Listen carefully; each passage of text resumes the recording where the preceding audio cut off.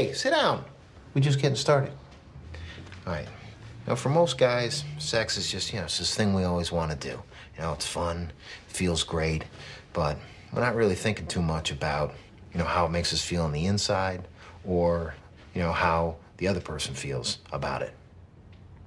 Women are different? Only because they get that it's about something more than just the physical.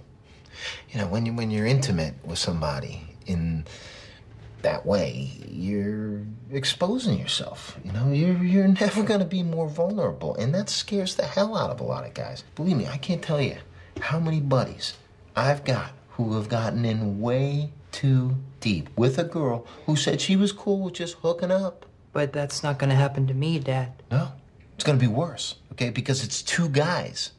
With two guys, you got two people who think that sex is just sex. It's gonna be easier to come by, and once you start doing this stuff, you're not gonna wanna stop. You gotta know that it means something.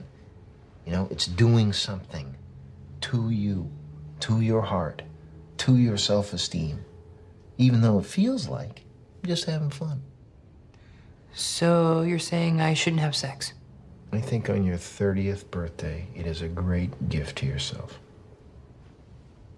Kurt, when you're ready,